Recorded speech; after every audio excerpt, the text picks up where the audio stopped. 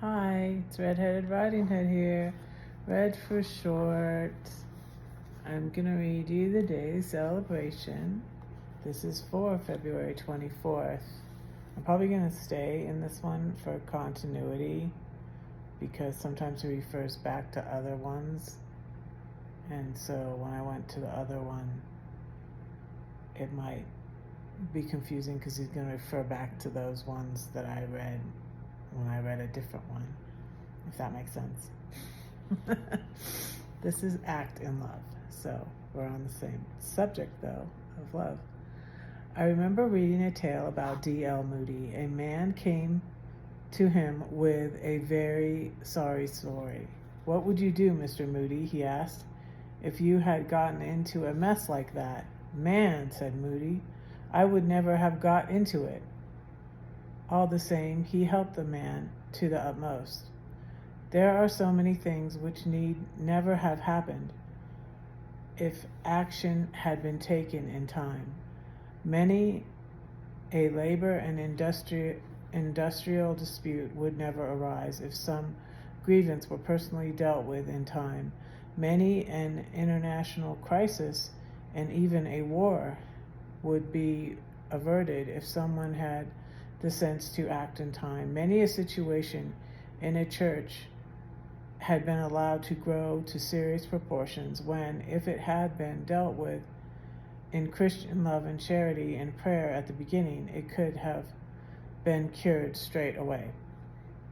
Many a young person has made shipwreck simply because a parent or older friend did not want the trouble and the unpleasantness of speaking a word of warning and rebuke in time.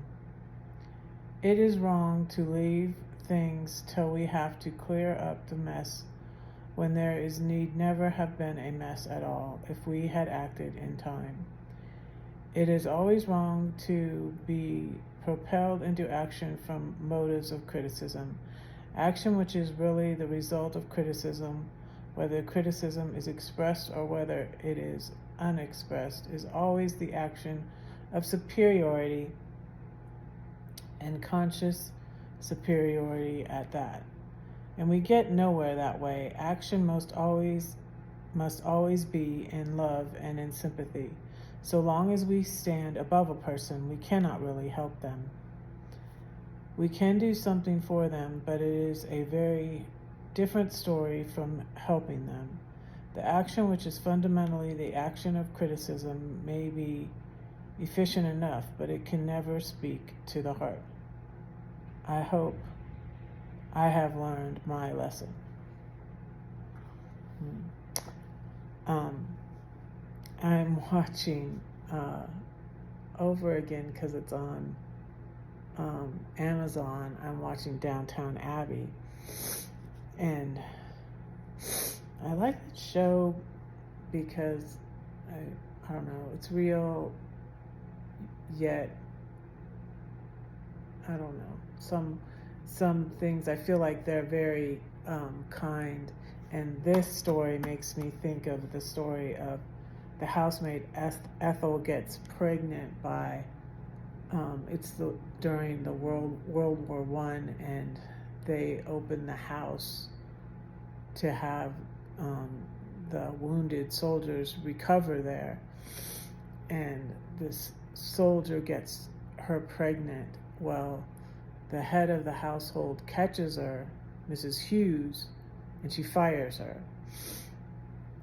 She reprimands her and she fires her, but then she comes back to Mrs. Hughes and she's pregnant, and Mrs. Hughes helps her, and she helps her try to get, and then the soldier's killed, and so she's crying about, like, I'm not a war widow, but I am like a war widow, but she got, and then they get connected with, but it's just sweet the way Mrs. Hughes does, like, fire her, but then she helps her, and that this one today made me think of that. Anyways, if you're interested, I think Downtown Abbey is an interesting show. A lot of it is sad, but I like it.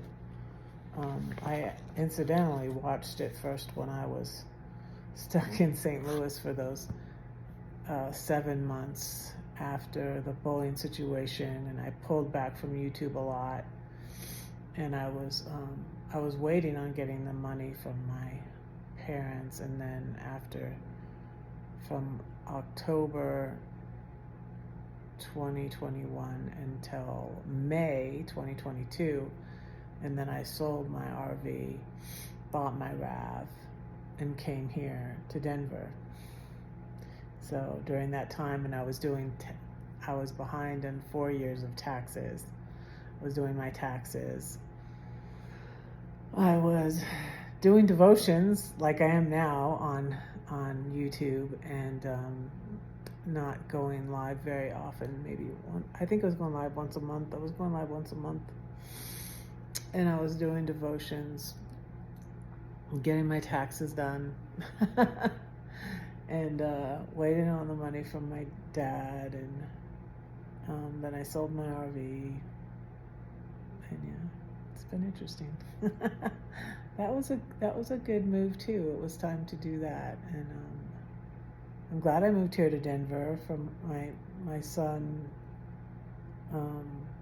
The first year I was here, my son was still here. He didn't move until it was after a year. I had been here a year that he moved to Oregon. But now I got a job here, and I found a church here, and so I like it here. But I don't know. I don't know what the future holds. We'll see if I'm gonna stay here or move to California or move to Oregon. We'll see. Don't say that no one cares for you, because I do, and God does too. Don't forget to pray for Red, because Red is praying for you.